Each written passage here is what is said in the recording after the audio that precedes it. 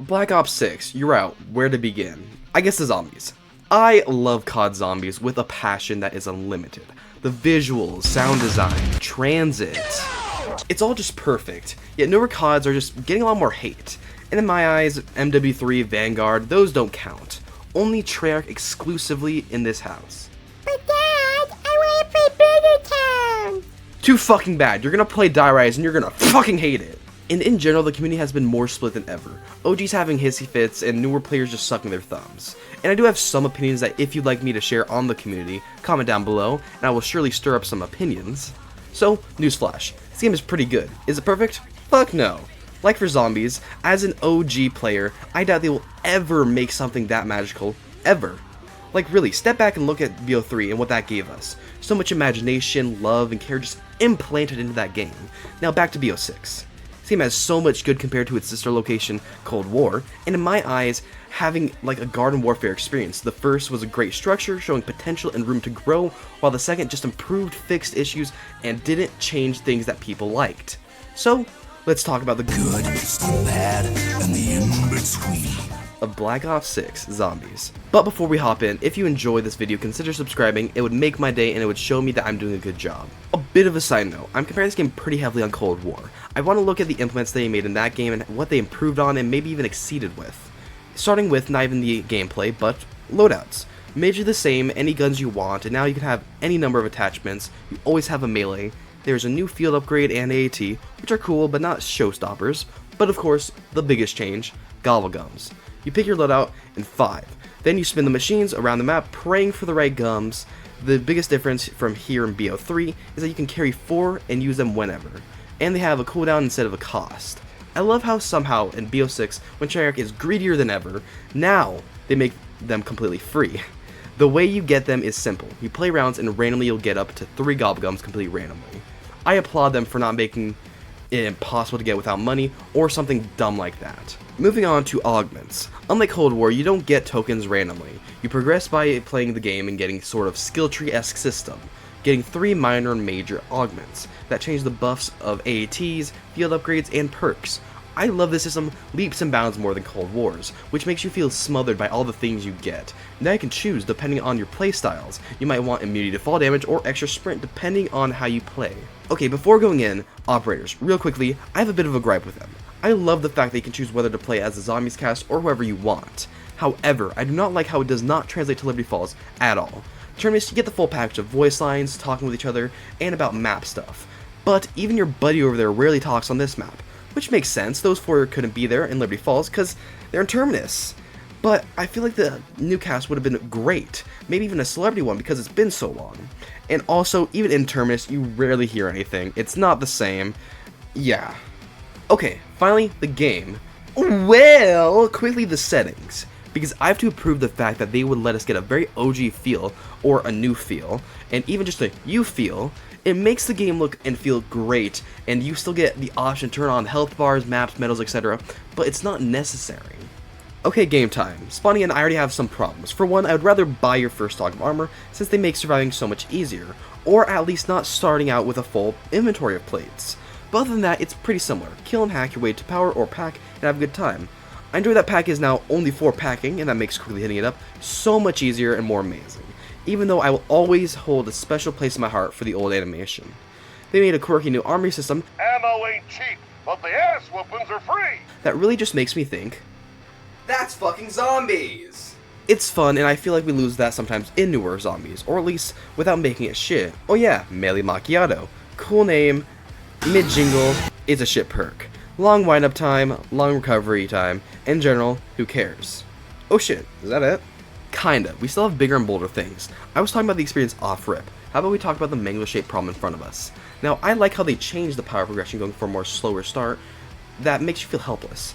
But it's AIDS. Color rarities rarely matter. AATs are there. Pack turns your pea shooter into a potato gun. The only thing worth buying are armor slots for more inevitable hits. Because I don't get how these guys have such long reach, like fucking Shaquille O'Neal over there. Because I swear to Jesus, I'm miles away from home slice and I'm still getting hit. Legit, armor is such a crutch because you have to have it. Many times I will try and run just to realize I will never get hit every time that this stupid 10-second regen timer is about to come out. But high rounds, oh high rounds. Fuck no. Varuk round 30 is easier than this shit. Most bosses in this game are just lazy. We have Spider Recycled and Bugs 2.0. Amalgamations are mimics with a little Thrasher spice. But I can accept laziness, but the most lazy two are also the worst. Abominations. Feel impossible to kill. You're so preoccupied with the mass amounts of zombies hauling ass that you forget that sometimes someone's about to fire a big ol' laser beam. They almost never open their mouths, which makes them even worse. But hey, at least you only get 3 of those per round. Only 1? There we go. Manglers have no spawn limits, so you are actually able to have an entire football match in-game. And I mean both teams. These 2 cock-sucking bullet sponge dick wipes are the main reason I don't like the game at the moment. I don't care about the armies of Shaquille O'Neals, your dog shit weapons, or lazy reskins. I just don't like playing past round 30. That is when you feel like the game is just trying to kill you in real life. Okay, before I start seeing manglers in my dreams, let's talk about the bigger good parts. The maps in general are a lot better. I tend to play Liberty Falls just because I'd rather get penetrated by a small map, not by Shaquille O'Neal twice.